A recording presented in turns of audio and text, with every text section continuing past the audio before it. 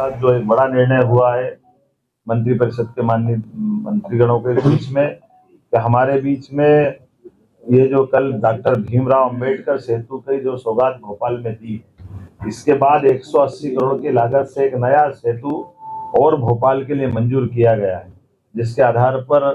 भोपाल की जो खासकर अपने आवागमन के लिए यातायात की दृष्टि से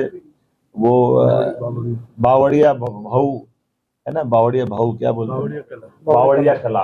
ये हमारी श्रीमती कृष्णा गौड़ जी की विधानसभा के पास का हिस्सा है, लेकिन यातायात की दृष्टि से इसका बड़ा एक लाभ मिलेगा।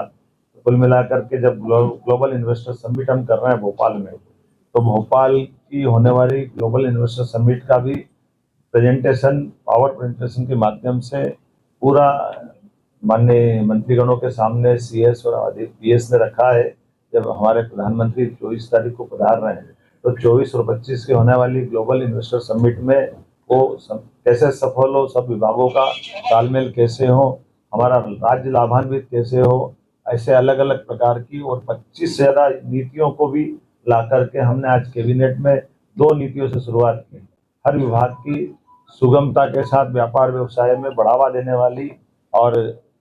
कुल मिलाकर के राज्य की अनुकूलताओं से बाकी लोग लाभान्वित कैसे हो और राज्य भी लाभ कैसे उठाए, इस दिशा में हमने बड़ा निर्णय किया है। आज ये गेमिंग से लेकर के एक और खास करके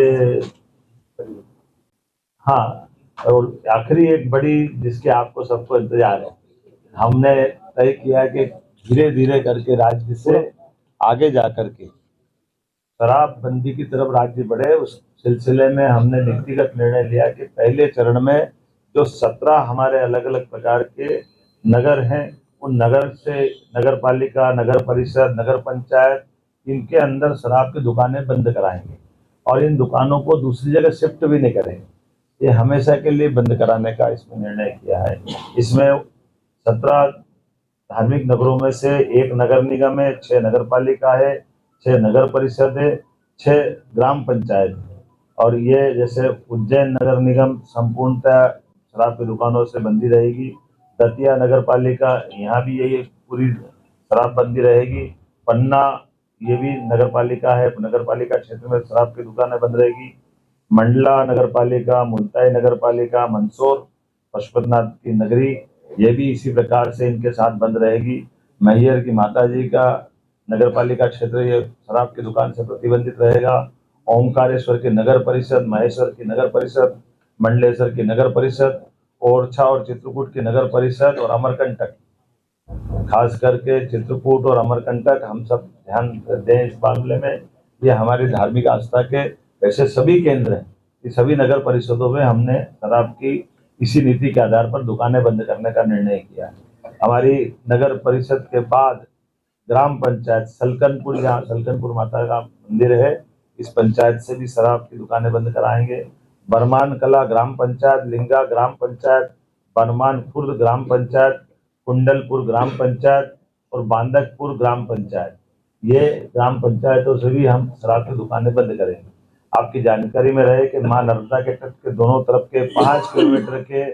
दायरे में शराबबंदी की जो पूर्वत पॉलिसी है, उस पॉलिसी को भी हम जारी रखेंगे। इस पॉलिसी में कोई बदलाव नहीं आएगा। कुल मिलाकर के प्रदेश भर से जो मैंने आपके बारे में बताने का प्रयास किया है कि हम ये शराबबंदी का हिस्सा चलेंगे। एक मुख्य कारण यहाँ की बैठक करने का और भी था, कैबिनेट की बैठक का, जो नारी सशक्तिकरण की दिशा में हमारे यशस्वी प्रधानमंत्री की जो भावना है, गरीब, महिला, किसान और युवा, ऐसे में युवा और किसान की पॉलिसियां हमने मिशन मोड में पिछली कैबिनेट में लाए थे।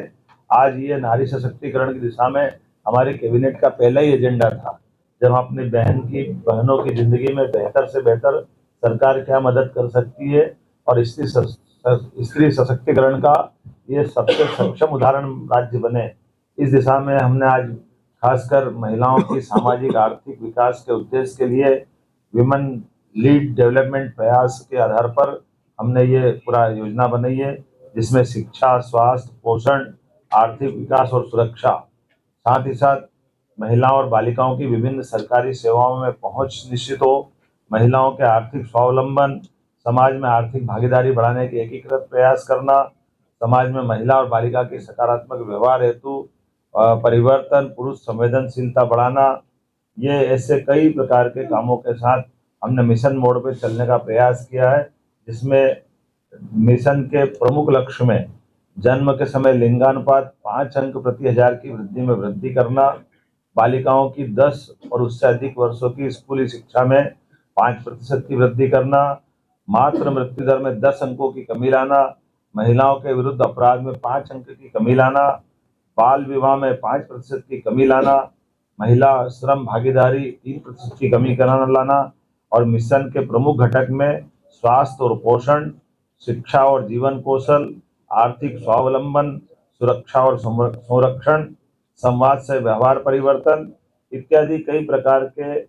ये मिशन मोड के प्रमुख घटक हैं। उम्मीद करेंगे नारी सशक्तिकरण की दिशा में यशस्वी प्रधानमंत्री श्रीमान नरेंद्र मोदी जी की भावना के अनुसार मध्य प्रदेश अपने बहनों की जिंदगी को बेहतर करने के लिए योग्य भूमिका निभाएगा। ऐसे और कई सारे विषय